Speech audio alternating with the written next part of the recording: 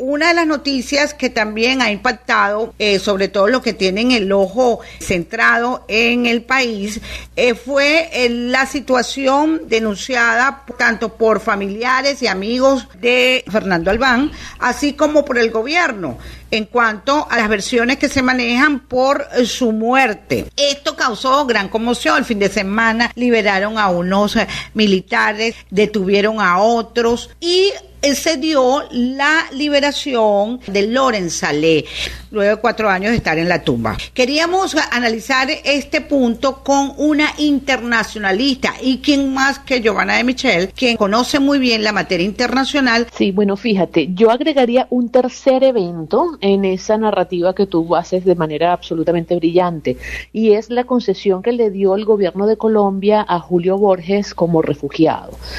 Los 3 eventos parecen estar absolutamente interconectados, y los 3 eventos reflejan un estado de violación sistemática de derechos humanos en Venezuela. ¿Por qué? Vamos a tratar de verlos muy breve cada uno, ¿no? Empecemos por el concejal Albán. El concejal Albán, independientemente de que haya sido suicidio, homicidio o cualquier cosa que haya sido, estaba bajo resguardo de un organismo de seguridad del Estado como es el SEBIN. En consecuencia, el SEBIN es responsable por la muerte de Fernando Albán, del concejal Fernando Albán. Eso exige una gran investigación, pero ¿qué puso de relieve la manera como se manejó la información sobre este episodio? Puso de relieve la falta de credibilidad que genera el Estado venezolano en una buena parte de la comunidad internacional, la falta de confianza. Cuando se le exige que se hagan las investigaciones de rigor es porque una parte de la comunidad internacional no quedó satisfecha con la versión dada por las autoridades gubernamentales, y eso de suyo es absolutamente grave. Y al final eso representa una violación gravísima de los derechos humanos, máxime si consideramos que no es el primer privado de libertad que muere estando bajo responsabilidad de un organismo de seguridad del Estado. Inmediatamente después de eso vino la concesión del estatus de refugiado a Julio Borges.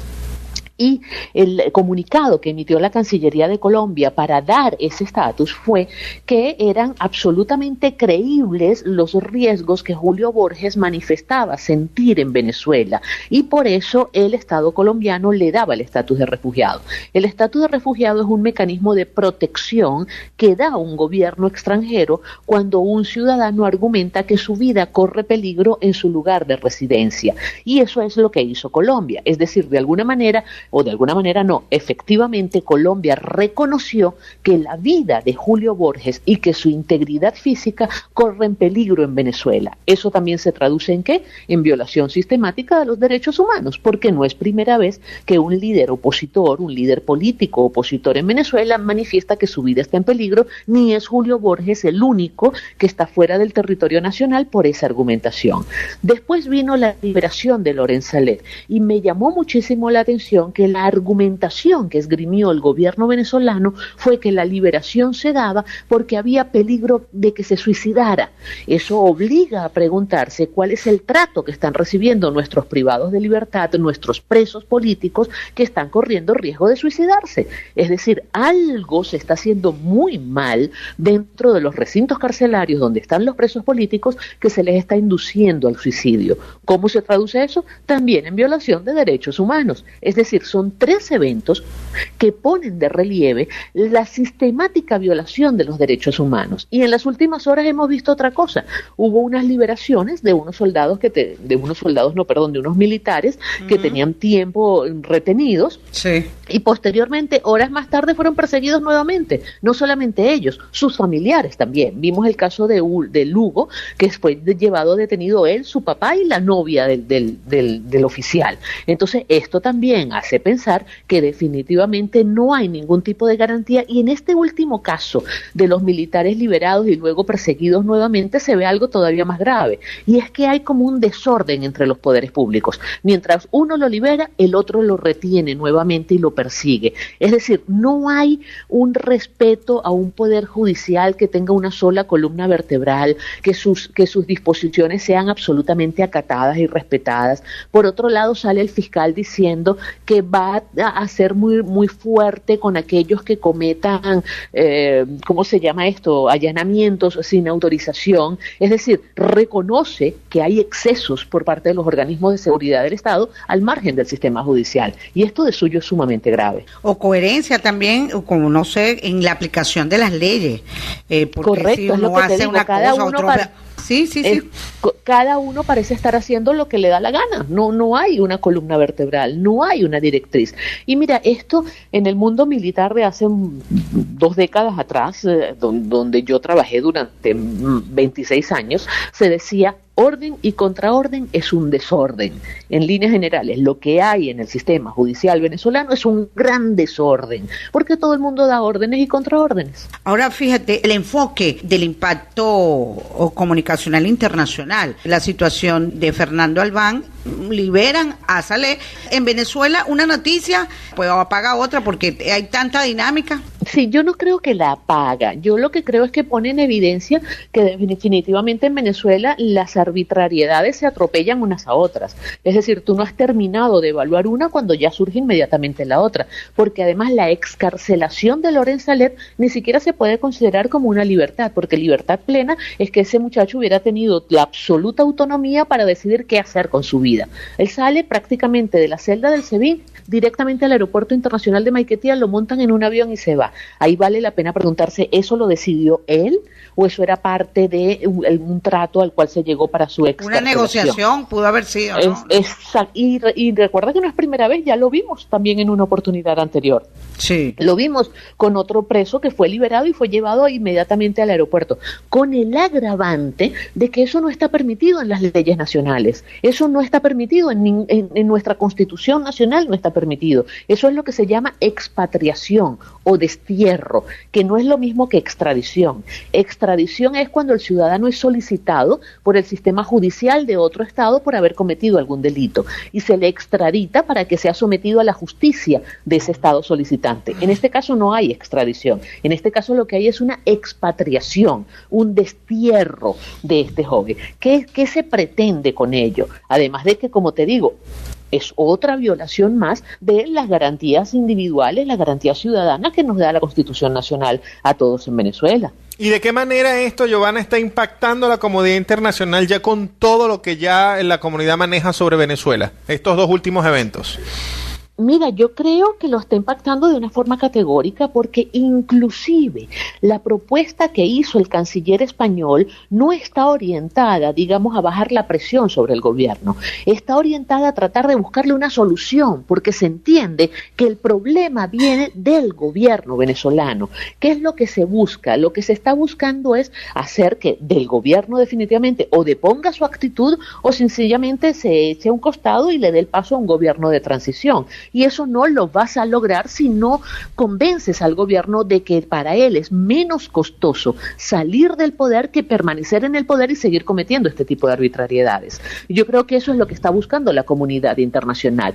Las sanciones son un mecanismo de presión. Imagínate cuando tú castigas a un niño o en edad escolar porque no hizo la tarea, bueno, tú le levantas el castigo cuando ese niño comienza a presentar mejores calificaciones, ¿verdad? Y comienza a cumplir con sus deberes escolares. Las sanciones que se le han aplicado a funcionarios del gobierno venezolano tienen exactamente el mismo sentido.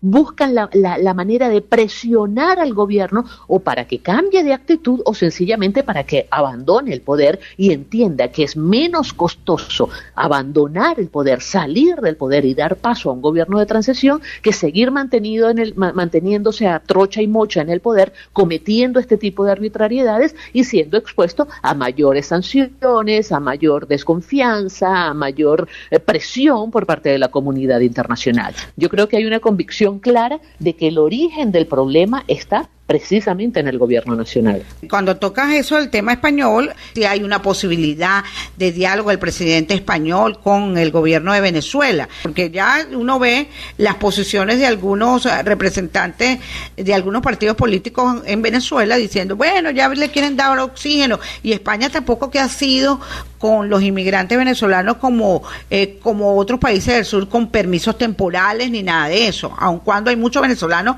que están allá en España y trabajan en negro como se dice. Mira, empecemos por la última parte.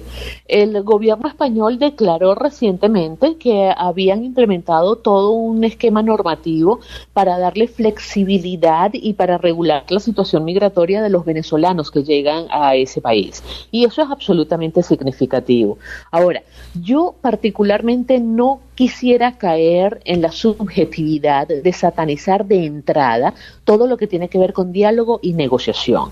Yo lo que sí pediría es que se aclare qué es lo que se va a dialogar y qué es lo que se va a negociar, porque ya tenemos experiencia clara de que cada diálogo hasta estos momentos le ha servido al gobierno es para ganar tiempo en el poder, y que cuando hay negociaciones el gobierno asume compromisos que luego no cumple. Un compromiso absolutamente claro que violó el gobierno fue reconocer las competencias de la Asamblea Nacional en un proceso de negociación en el año 2016. Y fíjate lo que hizo, todo lo contrario, le montó un poder legislativo paralelo que no es reconocido por muy buena parte de la comunidad internacional. Es decir, el gobierno no cumple. Ahora, si tú me dices que lo que está planteando el gobierno de España es una negociación directa con el gobierno y no me estás incluyendo a la oposición, es decir, que ellos no pretenden nuevamente sentar a gobierno y oposición porque ese mecanismo parece estar agotado, sino directamente con el gobierno para ver de qué manera se logra una salida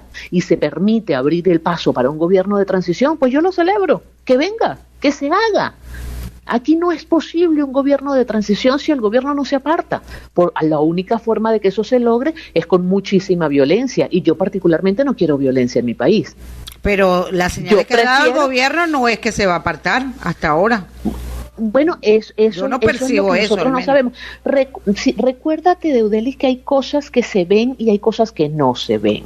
Lo que pasa es que en este siglo XXI los ciudadanos todos queremos que cualquier transacción política o cualquier negociación se haga como en una suerte de vidriera, como en una pecera, y eso no es posible. Hay cosas que se están negociando y que no necesariamente trascienden a la opinión pública, porque si trascienden a la opinión pública surgen este tipo de cosas y este tipo de obstáculos al proceso de negociación.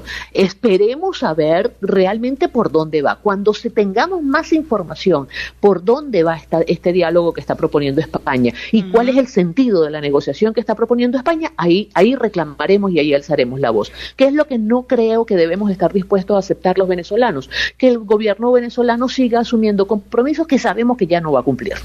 ¿Qué es lo que no debemos seguir aceptando los venezolanos? Que la oposición se siga arrogando en 4 o 5 líderes la representación de 26 millones de venezolanos que están rechazando al gobierno. Claro. Eso es lo que no debemos aceptar. Pero hasta que no conozcamos las reglas claras, yo creo que no debemos, entrompar y debemos obstaculizar este proceso. El 9 de diciembre, ¿tú crees que con la situación de abstención que hubo, llamada de muchos factores, el 20 de mayo, crees que para el 9 de diciembre debería haber abstención? Llamado a elecciones de lo que son las concejalías, y está en puerta también un referéndum para una nueva constitución. Sí, fíjate una cosa, una vez más nosotros colocamos la responsabilidad por el desconocimiento de un proceso electoral en el votante y no la estamos colocando en el liderazgo político. Yo creo que ese es el momento en el cual el liderazgo político del que te hablaba, que se arroga la representación de más de 20 millones de venezolanos, debe ser coherente con su discurso, debe ser coherente con las aspiraciones y las necesidades del pueblo venezolano. ¿Y qué significa ser coherente?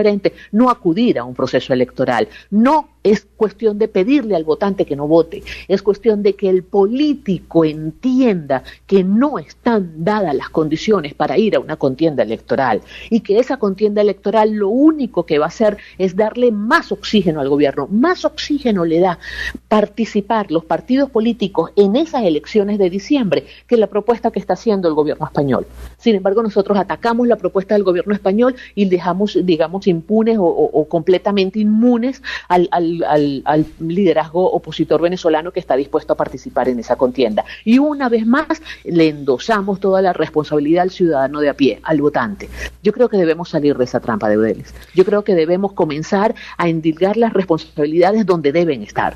Creo que debemos comenzar a señalar a ese pseudo líder opositor que está llamando a participar, a ese que se está reuniendo a puerta cerrada para escoger sus candidatos, para darle nombres distintos a sus toldas políticas, para negociar con partidos que no están prohibidos y que sí pueden participar. A ese es al que debemos señalar, porque esa es una manera de trampear y de burlar al venezolano que está harto de esta situación.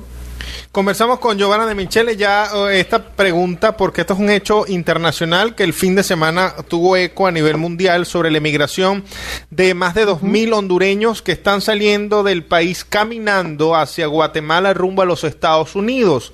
Desde Manuel Zelaya, que fue presidente de Honduras en su momento, justificó la salida de esta cantidad de hondureños de su país por la situación que vive esa nación, según los tratados económicos que ha desarrollado Juan Orlando Hernández, quien es el presidente de esa nación. ¿Qué está pasando? ¿Es comparable la situación hondureña con la que está pasando en Venezuela, que ya tenemos 4 años de diáspora sostenida? Yo creo que de alguna manera sí. Lo que no es, digamos, nada digno de ser ni siquiera comentado es la actitud de Manuel Zelaya, porque Manuel Zelaya no reconoce la diáspora venezolana, pero sí habla de la diáspora hondureña, porque eso se inscribe dentro de su discurso político en su país. Manuel Zelaya es un hombre que logró inclusive estar en el Congreso de Honduras cuando fue depuesto de la presidencia por estar violando la Constitución. Esa es una profunda e inmensa contradicción. Yo creo que sí, se parecen definitivamente las situaciones. Yo creo que los gobiernos deben, de alguna manera, comprender que ellos están en el poder para cumplir un mandato, y el mandato es mejorar siempre la calidad de vida de sus gobernados. Pero ojo, porque tengo la impresión de que detrás de la migración hondureña hay un discurso político que lo está alimentando e inclusive lo está incentivando, porque esa es la forma tradicional de actuar de ciertos sectores en la política, que no es lo mismo que está sucediendo en la diáspora venezolana. En la diáspora venezolana nosotros lo vemos, el ciudadano de a pie que está pasando trabajo y que decide irse por voluntad propia como un mecanismo para preservar su existencia. No está siendo motivado ni motorizado por nadie. Aquí vemos cómo definitivamente esto que está sucediendo en Honduras le sirve al discurso político de la corriente de Manuel Zelaya. No sé si logro exponer la diferencia. Sí, correcto. Bueno, Giovanna, muchísimas gracias por haber estado con nosotros, con ese análisis que nos brindas cada vez que te llamamos. Gracias por atender. Gracias a ustedes, siempre a la orden. Gracias. Bueno, la internacionalista Giovanna De Michele acá en Bajo la Lupa para atender tantos temas internacionales.